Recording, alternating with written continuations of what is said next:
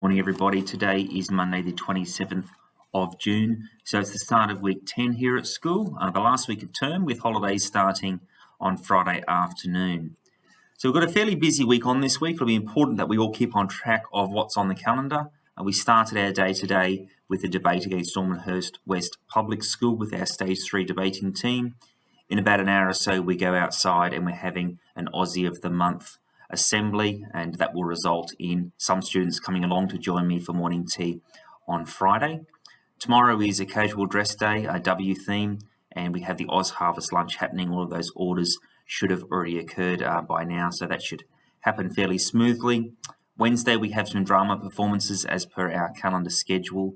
With anything that was scheduled for Thursday, those drama performances, that will in fact happen in week 1. And Wednesday evening here at school, we have a kindergarten information evening. There's a note in the newsletter today which gives all of that information for everybody.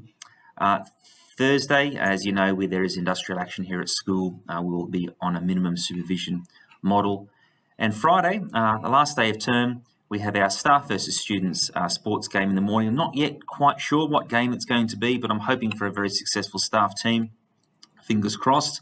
And then I have morning tea with our students who will be receiving certificates today.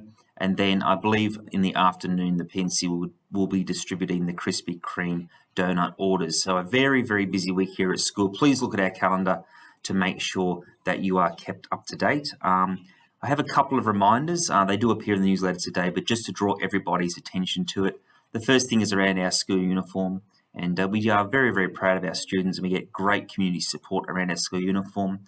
But we are noticing joggers and hoodies, etc., coming into our schoolyard as the weather has become cooler. I'd ask everyone to have a good look at our website, make sure that they're familiar with the school uniform requirements here. If that presents a problem for anybody, though, do let us know. We have some resources to be able to support anybody for whom they might have some difficulties.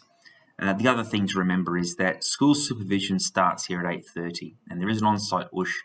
They are open from very early in the morning, from around 7 o'clock. You can contact them if that presents a difficulty, but staff aren't required on site till 8:30. In fact, it is possible that there could be nobody here until 8:30, and having students come in early does present certainly a safety risk for them. Now, this week is report week, so later on in the week, student reports will be pushed out. They won't be sent home as they would normally. They will go out via the central parent portal. And in this week's newsletter, you'll see, if you have a look down the list, that there is a bit of a printout which shows where you can find them via the portal. If you're not on the central parent portal, it would be worth contacting the office and we can point you in the right direction. And if you hang around after this video, I've tacked on a bit of a walkthrough the semester 1 student reports for those people who are interested. But certainly from everybody here at school, thank you for this term. It's been a fairly busy term. We've had a fair level of disruption both throughout term 1 and term 2 due to the staff and student absences relating to COVID, and there's been some impact of flu as well.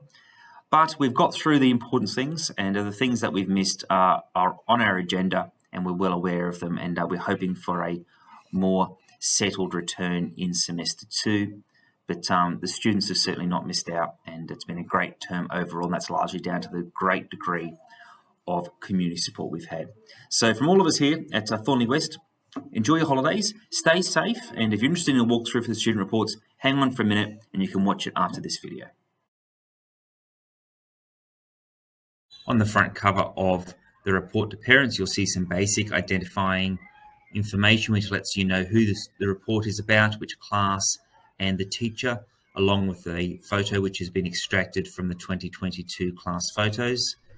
We also got some basic information which outlines the department's approach to student reporting in 2022, which includes the fact that we're only reporting on English and Maths for semester 1 this year.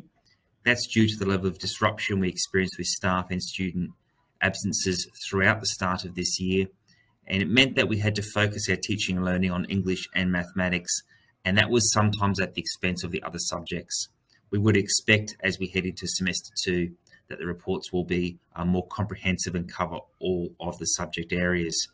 We also report on commitment to learning, additional activities, PBL award level, and attendance. So how the achievement is assessed is on a 5-point scale, same with all schools in New South Wales, ranging from A being outstanding and E being limited. We would expect that most students across New South Wales would achieve a sound grade, with students being assessed against the New South Wales syllabus, not against the other students in this school or in fact in other schools. For a student to achieve an outstanding type grade, we would expect them to be working some number of years above the grade expectations. So they're fairly unusual to see an outstanding grade. Most students would in fact be achieving around that C level. We also are reporting on a 5-point scale for effort. Again, most students we would expect to be achieving in the region of a 3. Students who receive a 5 effort, they're the sorts of students who are engaged in independent study based on what has happened in class. They're perhaps doing additional voluntary homework, completing dioramas to display what's happened in school, etc. So fairly unusual to come across a 5 for effort. Similarly, 1 would show a very, very limited level of engagement with school in terms of effort. On the next page, you can see we've only got 2 subjects that we're covering this year. Students in years 1 through 6 will be receiving an A to E scale for English and maths. Students who are in kindergarten will simply receive some teacher feedback. So up the top, you can see we have got 3 areas of English that we're providing focused feedback on. This particular student has received sound for each of those areas. And as you might imagine, 3 areas of learning with sound has equated to an overall achievement of a C. And this particular student as well has received a 3 for effort, as we would expect most students across the school to achieve. Within the teacher comment, we have 2 broad areas. The first section provides detailed feedback on areas that the student has achieved. These areas of achievement will relate to the areas of learning up the top. There is also similarly a range of information on areas that the students are still mastering skills in, and these really do reflect the next stages of learning for students. Maths works in the same way. Obviously, the areas of learning are mathematically related rather than related to English. And it's well worth noting that this feedback here is particular to this particular student and is not generic feedback for the group of students in that class or any subgroups of that class. On the final page, this is where you'll find the school activities, commitment to learning and social development, and the scales are listed below for these top sections here. And obviously the school activities vary a little bit depending upon the age of the students. So this section does not appear on a kindergarten report. It's very limited on a year 1 and year 2 report due to the number of activities they have access to, and it's fairly comprehensive for years 3 through 6. Attendance is recorded via whole day absent and part day absent.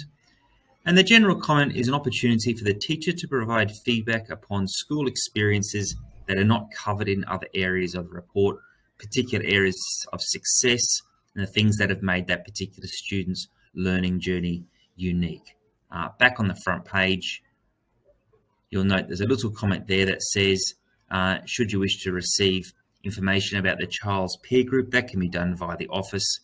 That refers to the overall percentage breakdown of how students in that year group have achieved. So perhaps you might be able to get information which says that 60% of students have achieved a sound and 10% have achieved a high.